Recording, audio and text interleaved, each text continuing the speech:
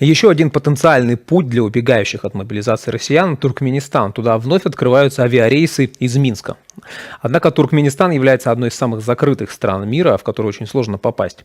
Как правило, в СМИ появляется обрывочная информация о стране, и это либо сугубо положительная пропаганда, либо сообщение о нарушении прав человека.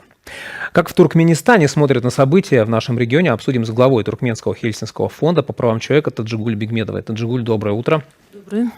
Но действительно не скрою, что Туркменистан – это терра инкогнита. Несмотря на то, что это также бывшая республика Советского Союза, как и другие страны постсоветского региона, но мы практически сейчас очень слабое представление имеем о том, что там происходит, и даже на уровне внешней политики местных властей туркменских и внутренней.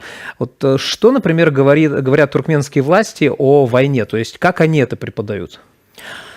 Вы правильно отметили, что терра инкогнита. И если вы заметили, наш сайт, лого, карта Туркменистана, обернутая колючей проволокой. И это лого уже висит 20 лет. Мы надеялись, что со сменой одного президента, потом другого, мы сменим и это лого. Но, к сожалению, это страна за колючей проволокой. То есть, вот то, что вы спрашиваете про информацию за рубежом о любых эксцессах, может быть, о любых военных действиях или какие-то другие новости подаются через призму туркменского режима. То есть стараются все подавать в таком аспекте, чтобы народ, которого в течение 20 лет, даже больше, обрабатывали, идеологически обрабатывали, как сказал представитель, раньше он работал ОБСЕ по СМИ, Фраймут Дуве, это геббельские методы. Но такие методы сейчас и в России хорошо используются, и в Беларуси. И все-таки вот что с экранов туркменского телевидения говорят туркменскому народу о войне? Как это преподается? В основном не говорят. То есть делают вид, что ничего не произошло. А туркменская власть очень опасается каких-то изменений в сознании людей, от которых они ожидают беспорядков. Они не понимают, что изменения не будут, если не будет проходить реформы в стране, если не будут они приводить свои слова в действие. Ну, о реформах в Туркменистане мы слышим обрывочную информацию, только это очень странные реформы, то заставляют мужчин там какие-то прически одинаковые делать, то женщинам запрещают ходить в салоны красоты, вот такого вида реформы. И, кстати, интересный момент с Туркменистаном, действительно, получается, что в Туркменистане третий президент, но ситуация не улучшается, а только ухудшается. Во многих странах постсоветского региона есть такая надежда, что вот уйдет, допустим, в Беларуси вот уйдет Лукашенко, все изменится. А Мирзиёев в Узбекистане второй президент, вроде бы с одной стороны оттепель, с другой стороны, может быть, и нельзя говорить о каких-то больших изменениях в Казахстане. Тоже до сих пор никто однозначно не может сказать, есть ли какие-то позитивные изменения или нет. А в Туркменистане вот третий президент, но вообще никаких изменений позитивных нет. Почему? Вот вы сейчас правильно сказали, у белорусов, например, есть надежда, что сменится Лукашенко. На это надеяться не надо. За это время, когда руководителем был первый президент, Туркменбаши его называли, а второй президент его назвали Аркадак, то есть защита народа. Оказалось, это не так. И сейчас третий президент по наследству, по сути, перешедший, стал, не выбрали. Мы считаем, что его не выбирал народ, потому что кого не спросишь, все говорят, а я и не участвовал. И это говорит о том, что новые власти, которые пришли, они прошли школу башизма, школу того диктаторского режима, который есть и в других сейчас странах. Поэтому резко перемениться они не могут. Они не видели, не глотнули свежего воздуха свободы. Почему сейчас Туркменистан очень опасается молодых людей, которые обучались в той же Белоруссии, в тех же других европейских странах? Потому что они видели, что можно в интернет зайти спокойно. А вообще эти ребята возвращаются обратно в Туркменистан? Многие уже не хотят возвращаться. Даже те, кто возвращаются, первое время их дипломы не признавали.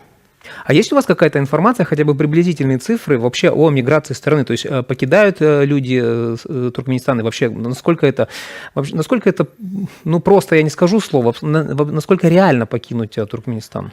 До нынешнего года было реально покинуть различными методами. Кто-то по учебе, кто-то по приглашению родственника, кто-то по грин-карте, кто-то туризмом. Но с этого года Туркменистан даже для Турции, тюркоязычной стране, которая ввела для своих других тюркоязычных партнеров, стран этих партнеров, безвизовый режим. Туркменистан сам попросил, проявил инициативу: запретите нашим гражданам посещать эту страну без визы. Это что за нонсенс? Какая реакция со стороны Турции была? А Турция, ну, насколько мы знаем из кулуаров, что первое время Турция несколько месяцев сопротивлялась, но потом была вынуждена, видимо, из-за геополитических интересов, согласиться. И 13 сентября президент Эрдоган подписал указ. Тем самым он дискриминировал одну из тюркоязычных народностей, Туркменистан. Теперь туркмены должны до 200 с чем-то долларов платить за визу. Причем эту визу нужно просить через местных чиновников, не у турков, а местных чиновников, которые привыкли все запрещать. Ну, то есть запрещать, безвыходная ситуация. или через взятку брать, коррупцию. Что власти Туркменистана говорят о России? То есть для туркменов Россия показывается как партнер, как какой-то союзник или как какой-то потенциальный враг? Официальная информация всегда подается обо всех, что это партнер, что это друзья и так далее, и так далее. Но на самом деле сейчас подросло целое поколение чиновников двуличных, которые ведут двойные стандарты, и за спиной держат, может быть, кинжал, может быть, еще что-то по отношению к любому государству, которое будет советовать какие-то реформы. Ну вот россияне сейчас бегут по возможности в любые страны, в том числе выбирают страны с, скажем так, авторитарным режимом, то есть и Казахстан, например, и Узбекистан. Насколько можно вообще говорить о перспективе, что какая-то часть россиян рассматривала бы Туркменистан, и насколько реально въехать, например, россиянину в Туркменистан?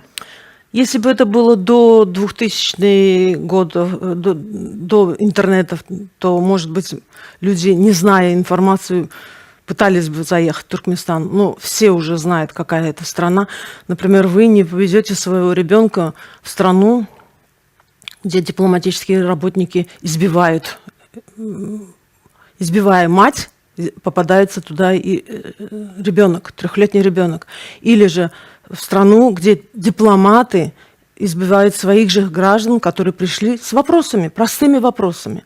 Вы не повезете в страну свою семью или сам, если вы знаете, что там нет свободы слова, нет свободы СМИ, нету свободы передвижения. Понимаете, вот сейчас интересная такая тенденция наблюдается, особенно в последнее время, когда началась война России с Украиной, что россияне, в общем-то, не очень высоко, многие россияне, не скажу, что все, но не очень высоко ценят вот эти вот гражданские права и свободы. И, да. В принципе, да, мы понимаем, что Туркменистан – это страна с таким жестким режимом, но до конца, наверное, люди, так как нет информации, вот такой, о которой вы сейчас говорите, себе не представляют. Ну, вроде бы как среднестатистический россиянин прекрасно понимает, что и со своей полицией ему не очень хочется связываться, и также чиновники берут взятки, и сложно добиться какой-то правды и справедливости. Ну, и вроде бы, знаете, и Россия не очень правовая страна, да и Туркменистан такой же, но надо бежать. Поэтому насколько мы сейчас можем говорить, что в Туркменистан не стоит бежать ни при каких раскладах, потому что вообще никакой гарантии для россиянина там не будет безопасности. Ну, хотя бы то, что иллюзорная надежда на мирное небо будет сталкиваться с тем, что вас каждый день, пиная в дверь ногами, можно сказать, будут заставлять в 6 утра вставать и встречать президента на холоде, на жаре. Это делают все граждане. Все граждане, бюджетные работники все. А вас постоянно будут, как в Северной Корее, заставлять маршировать, одевать одну униформу. Вы говорите, что до этого года еще была возможность уезжать. Почему все-таки люди не стараются массово покидать Туркменистан? На самом деле массово покидают. Если до 2000-х годов в стране было 5 миллионов приблизительно населения, за 20 лет страна мусульманская, в которой многодетность приветствуется, все еще эти 4-5 миллиона. То есть за 20 лет отрицательная... Да, в самой Турции сейчас самая большая миграция туркменских граждан в Турции, по приблизительным подсчетам около 1 миллиона граждан. Есть информация, что и 2 миллиона, но мы не можем это подтвердить. Вот вы говорите, молодые ребята уезжают учиться за границу.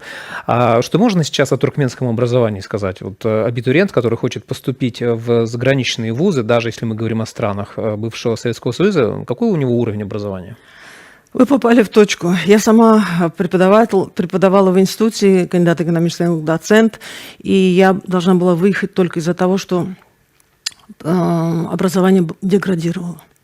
А в то время ввели книгу «Рухнама», это прототип «Майн Кампа». Это была книга всех книг, я помню. Что «Майн Камп», туркменский вариант. По ней все туркмены учились. И вот подросло поколение, к сожалению, их уже называют рухнамуты. То есть это люди, которых приучали к покорности. То есть они реально впитали в себя вот эту идеологию. И эту книгу заставляли учить прямо со детских садов, в школах. Даже водительские права, когда сдаешь, нужно было сдать и рухнаму. Что можно ожидать от такого образования? Поэтому люди понимают, что... Причем одно время сократили школьное образование до 9 лет. Международные, в других странах людей до 11, до 12 что изучают учатся. в школах? То есть власти выгодно, чтобы население было, ну, скажем так, малограмотное. Да, сократили математику, сократили все науки точные. Медицинский институт, которым учатся обычно по 7 лет, сократили до 4 лет. Ну, какие могут быть специальности, какие могут быть профессии в таких вузах? Ну, слава богу, после критики международного сообщества, после критики правозащитников, второй президент, когда стал в 2007 году президентом, он немного прислушался. Ну, то есть можно сказать, что была какая-то оттепель. Да. А что будет сейчас? Была надежда. Когда пришел к власти его сын. Пришел его сын. Была надежда. Некоторые критики говорили, вот он на Западе молодой работал. Должен быть прогрессивный. Да, молодой, должен быть прогрессивный. Жил в Швейцарии, там еще где-то. Нет. То есть никаких надежд сейчас Первые же его шаги оказались дискриминацией женщин. Первые же его шаги оказались, он не отпустил ни одного политзаключенного. Нету реформы правосудия, и мы не видим никаких реальных шагов, чтобы говорило о том, что у него есть твердая политическая воля. Таджигуль, спасибо вам большое. Таджигуль Бегмедова была с нами на связи, глава Туркменского Ельцинского фонда. Вот такая вот картина. Немножко поговорили о Туркменистане, чтобы хоть какое-то представление иметь. Поэтому, если мы говорим о том, что россияне ищут какие-то варианты, куда бежать из России, то, наверное, Туркменистан – это не лучшая страна, куда сейчас можно направиться.